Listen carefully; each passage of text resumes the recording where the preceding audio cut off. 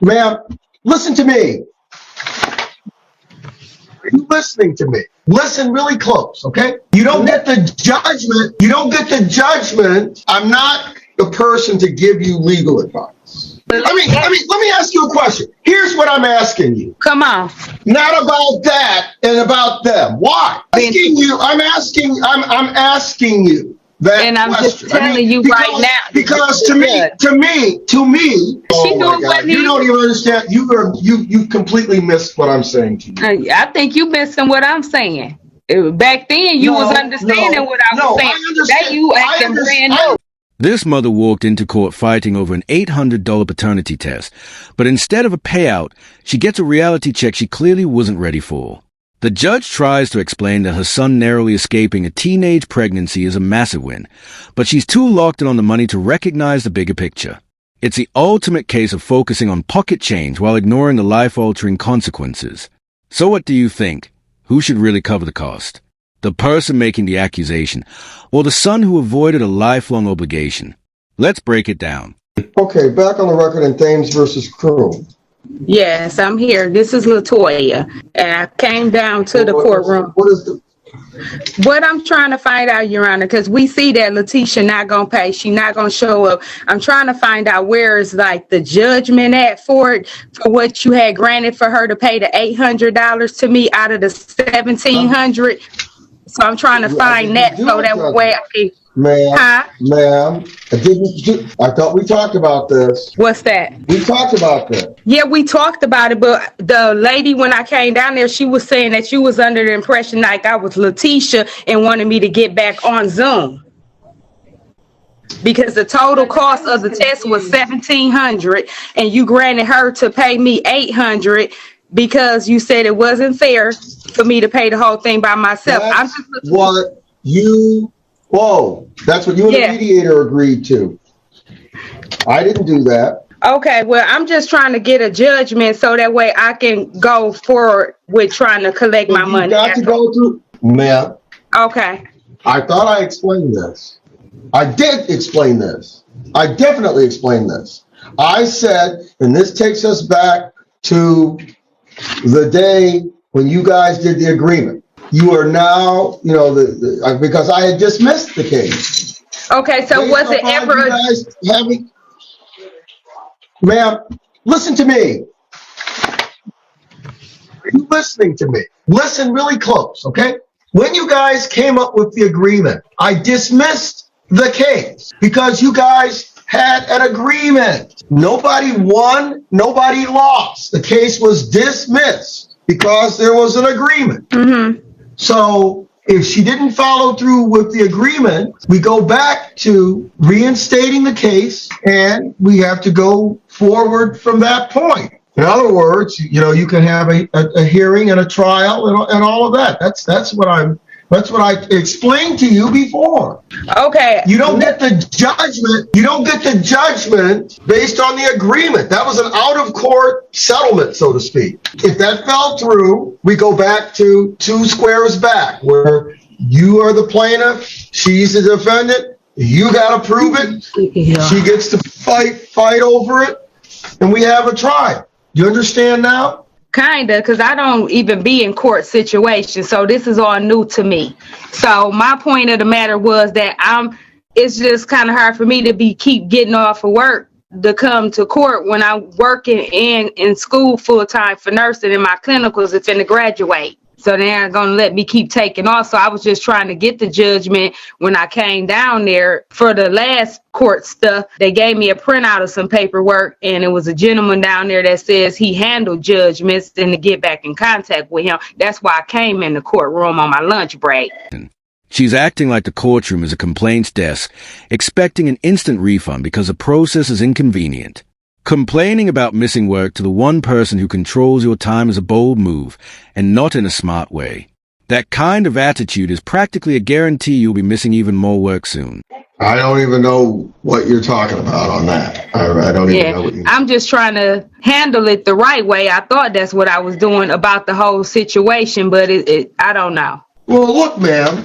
Look, the other side of the coin is, based on the agreement, that you came up with to make up the $800 divided by $50 a month, one could make the argument that she's got 16 months to get that $800 to, based on the agreement. She didn't follow the agreement because it specifically said monthly payments beginning May 15th. So she violated the agreement. Correct. But if you want, I can give her a few more months to see if she's going to pay. Okay, But so if not, we're back to not quite square one, but we're to the point of when we were here on April 19th, before you guys ever talked to the mediator. That's where we are now. okay, so what I'm saying is if we give her to what's this, June, this the second month she ain't paid, this the 17th. So if we giving her to like October and never received a payment, so then what I got to do, go pay another $20 to do the paperwork again to set it back in court, or do I just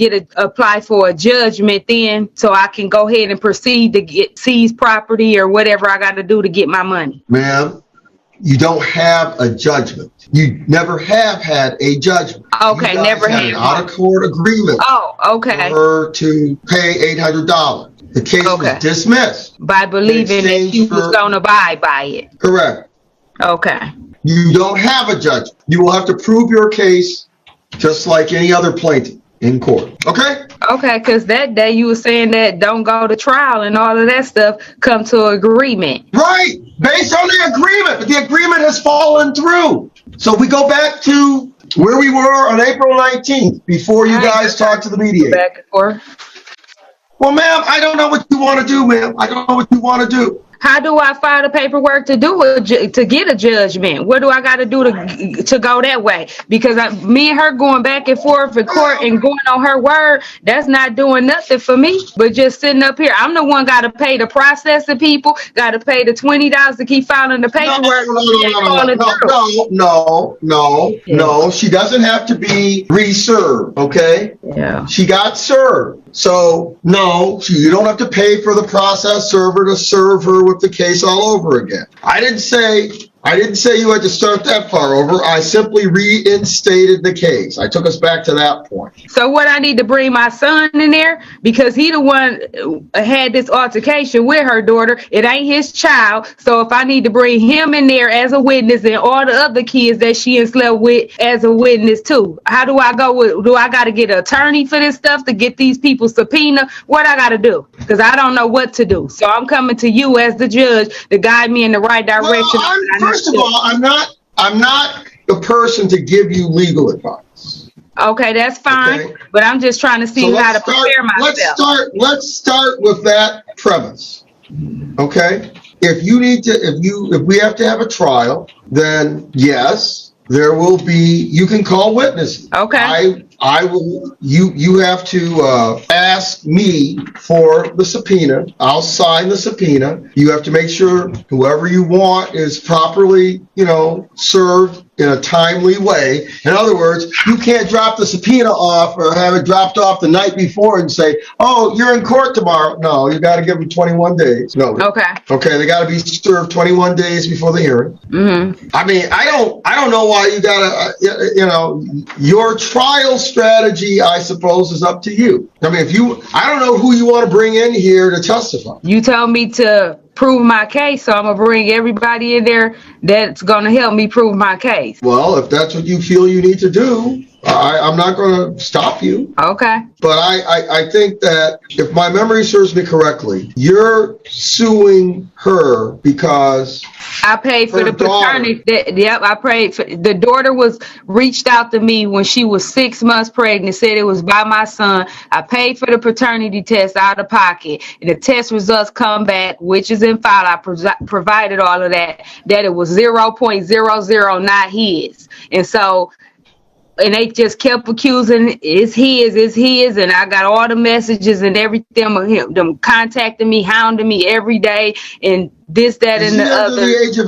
Is he under the age of 18? Yes, he's 15. He won't be 16 until Monday, and she's 16. She'll be 17 on June the 30th.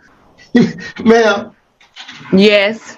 Maybe this is going to sound crazy to you. I'm listening. Are you listening? Yes, Okay. Sounds like your son dodged a big bullet. he did. He did. It Yes, was just the yes, point of the he did. harassment and what they did. No, listen to me. Listen to Okay. me. Okay. I'm listening. Had he been declared to be the father legally, he'd be Okay. out a whole lot more than $800, right? Correct. Over the course of 18 years, right? Yeah. Honestly, the judge is spot on. Spending $800 to dodge 18 years of child support might be the smartest financial decision anyone could ever make. Most parents would gladly pay twice that just to hear the words, "You are not the father." But instead of celebrating the win, this woman is stuck counting dollars and missing the jackpot right in front of her. Yeah. Why aren't you making your son pay you back? Oh, he worked for it. Trust me. Let me ask you a question. Here's what I'm asking you. Come on. Why is this about them and not about you having your son be, take some personal responsibility and, and not have unprotected sex and all of that? Oh, why is it not about that and about them? Why? Because you never Can you asked answer about that part. You never asked about that part of it. And he had been. I'm asking you that And I'm question. just telling you right now. Because to me,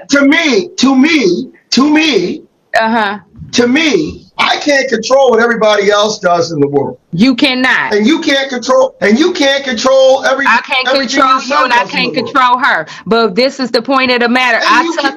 But guess what? I took my son to the doctor and got him checked out, and I got him educated on about sexual activity. Okay, ma'am, you're missing the point.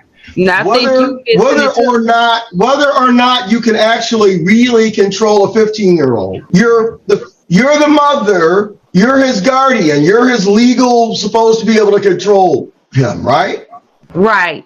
This ought to be more of a teachable moment for him about who he should associate with and what a responsible male should be doing. Well, That's what it really ought to be about. I handled that with him. I didn't need to bring that to court for no advice on that. I came to the court about my money, about that. Telling a judge, "I didn't come here for advice," is basically courtroom self-sabotage. The judge is clearly trying to turn this into a teachable moment for her son because she has zero interest in doing it herself. She's not here for guidance, growth, or responsibility. She's here for the money and nothing else. But you're going to subpoena him. You're going to have him come to court to testify about this. I sure am, because I wouldn't even be in the court if this wouldn't be affiliated with him. But he's choosing who to affiliate with. You got to tell your son to, not affiliate with certain folks and in certain ways. That's what the takeaway ought to be about this. That's what the takeaway is. I can't hear her. She's muted. I didn't do anything. She muted herself. You're muted. I cannot hear you, ma'am. Can you hear me now? Now I can. Okay. Yeah, I just hope that this is a learning experience for him, because this is a big mess anyway. Well, do you think that if you have a trial where you make the issue about them accusing him, do you think he'll get that message? Hopefully he already got it. No, I don't think so. I don't think he'll get that message. The Why message you don't think that he's so? going to get is, why don't I think so? Your son dodged a major bullet. And quite frankly, it is a beautiful thing that you were able to help him dodge that bullet. You understand what I'm saying? Mm-hmm. But at the same time, if I were you, holy cow, I'd be having him pay me back. I would make him pay you back. I mean, that's what I would be doing if I were you. The thing about it is they both need to pay me back, him and her. That's what was the point of it, was $800 on her end and $800 on my end. You can't. But the point is, you can't control what this girl does. You can't control. Well, she should have never contacted me saying it was his. She should have went on about her business. Oh, She knew it wasn't you his. don't even understand. You completely missed what I'm saying to you. I think you missing what I'm saying. Back then, you was understanding what I was saying. Today, you acting brand new. I understand exactly what you're saying. Okay, well, act like it. To me, the most important thing out of this is your son ought to have different behavior from this point forward. I mean, look, I can remember when I was 16, and I just got my driver's license. And on I-75 near Sashaval Road, going up this hill, okay? My dad paid the speeding ticket. He helped me to dodge that bullet. That's your daddy. But guess what else? What? I had to reimburse him for it because the lesson to be learned was I needed to be responsible for how I drive and not speed, you see. That was the lesson. There was no argument about should we say the cop was rude to him or should we have a whole kerfuffle about, did the cop hide in the weeds and all that other kind of stuff. The takeaway from it was he helped me to dodge the bullet because he paid the ticket, but I had to pay him back because it was my behavior. I was in full control of that car, his car actually, and nobody else. And your son's in full control of you know what and nobody else. So I'll just leave it there, ma'am. She's so obsessed with the principle of getting her cash back that logic can't even reach her. You can practically see the judge's soul leave his body as he realizes this lesson isn't landing at all. Every word just bounces off, completely ignored. So what are you planning on doing about the pre-trial stuff since I can't get the judgment or never had You'll a judgment? get something in the mail. That's the end of it. You'll get something in the mail, ma'am. You'll get it in the mail. So I gotta move on. Bye. Gotta move on. Credit where it's due. The judge really tried to turn the situation into a lesson about accountability and maturity. But none of it mattered, because all she wanted was a check. This is a perfect example of how some people would rather win an argument and reclaim their money than actually raise their kids to make better choices. Do you agree with the judge's tough love approach? Or do you think parenting today has gone way too soft? Drop your thoughts in the comments.